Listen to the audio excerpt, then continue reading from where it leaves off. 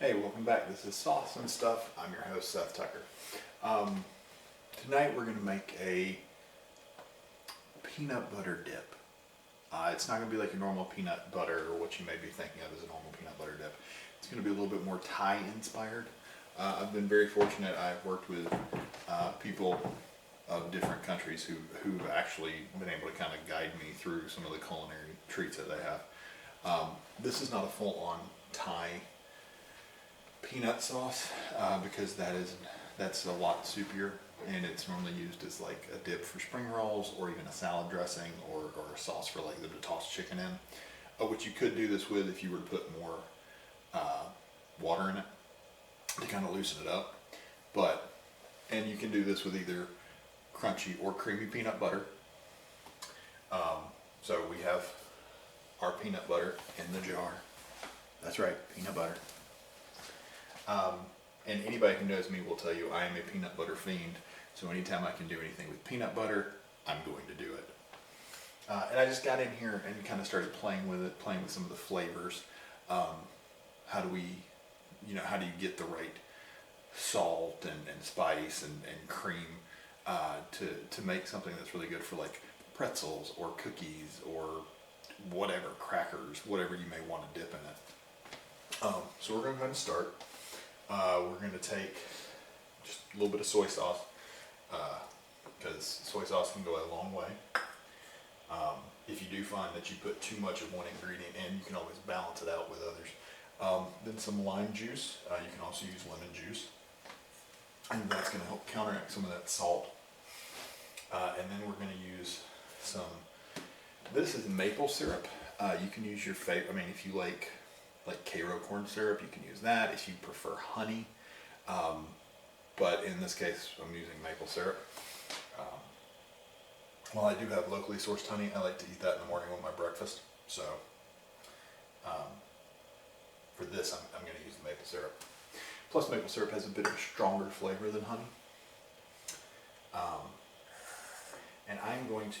And there's two ways you can do this. You can use a whisk, which especially with creamy peanut butter, the whisk is going to gunk up much faster and be less effective, and you're going to have to constantly be cleaning it. So I'm going to use a spoon. And I know some of you are like, oh boy, what are we ranting about tonight? What songs? What comedy bit is he trying out on us tonight? Well, you'll be happy to know. None. I thought, since this is a bit of a unique dish probably for some people, and that's got that busted up, now I'm going to switch over to the whisk. And you're going to want a spoon on hand to clean, especially like if you have a sleeping baby nearby. I thought I would talk a little bit about weird fiction.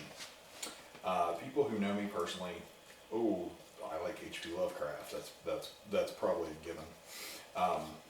Always been a fan of horror. Didn't really come to the weird fiction party till a little bit later than some people. It was college probably before I read any actual Lovecraft. But what I really liked was Robert Chambers.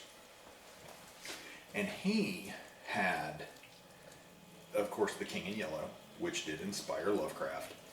And eventually The King in Yellow itself has become part of the Cthulhu mythos and worked into the Lovecraft, I don't want to say pantheon, but realm of madness and entities, I'll say.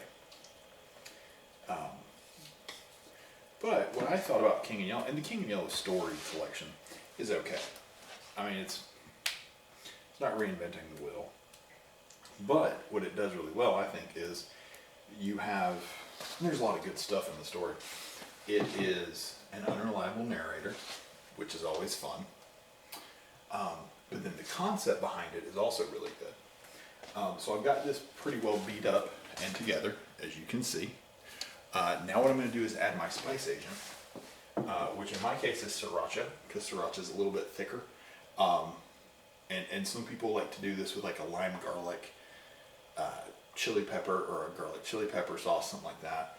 I don't really like the garlic with it a whole lot, and I've already got lime juice in it, so I'm not going to want to double up on the sour. But sriracha's got a nice heat, and like I said, it's a little chunkier. so it's not going to liquid. It's not going to liquid down too much, although we will be adding a liquiding agent to this. I say liquiding agent like that's a thing, and I know what I'm talking about. I'm clearly not a chef. I don't know if the lack of the white hat gave that away. So now I'm just going to continue whisking this in until it's fully incorporated. Also, this is really good for cleaning the sinuses because that sriracha is strong. But what I really like about the King in Yellow, and for those who don't know, the King in Yellow is actually a play within the confines of the work of Robert W. Chambers. And anyone who sees it, or reads it, or has ever been set to perform in it, basically goes mad and insane. And like of the few performances of it, the audience and cast members went insane and killed one another. I know, how horrible. But I think it's a very interesting concept because it can be utilized and run across media. And I've seen similar stuff. Lords of Salem by Rob Zombie plays a little bit to it with music, but also makes it a little bit more of a ghost story and this weird, the old witches of Salem are coming back and they're getting revenge on the people the family, the descendants of the people that burned them through this music that only affects them. And I mean, but you know, they all wind up dead from listening to the music. Now I've got a little water, and I'm just gonna, a little bit at a time, work that in, and that's gonna help this kind of loosen up so that it can be a dip versus, you know, something that's gonna destroy whatever you put in it. But John Carpenter used it very well in Masters of Horror, which was on Showtime, I believe, in the early 2000s, and loved the show. It was a great show. It brought together people like Don Coscarelli, Toby Hooper, Mick Garris, Joe Dante, John Landis, and John Carpenter, people who are known in the horror landscape, I should say. And it gave them basically hour-long mini-movies that they could do. Carpenter's his entry for season 1, Cigarette Burns, plays very heavily on that. There is a movie.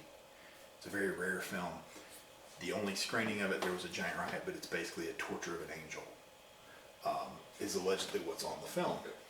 And this film collector, played by Udo Kier, and I'm probably not pronouncing that right, but oh well. And I believe Norman Reedus is also in the episode. He actually buys the angel, but then he also buys a copy of the film and he wants to watch it. And Norman Reedus and he actually do watch it together. You don't see what happens. They both die at the end. Udo Kier dying horribly. Norman Reedus, because of his backstory and stuff, gets this very poignant scene. And then the angel comes up because he's now free and thanks Norman Reedus and credits roll. But it's a very similar concept of here's this thing that was created, and as a result of the creation of it, you can never watch it, you can never enjoy it. And I think that's kind of cool. I think that's a neat concept. Of course, people have written The King in Yellow, the play. Obviously, is not something that actually ever existed, but you can read it. It doesn't make you go crazy. And I'm not a big fan of that concept because same reason I'm not a big fan of people who write the Necronomicon, because it's not, you know, it's better as this unknown versus this known thing.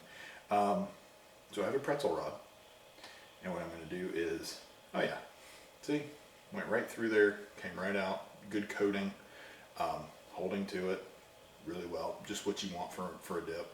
I do choose to use pretzel rods with this, just because I don't really like pretzels unless they have peanut butter, so, you know, but that's me.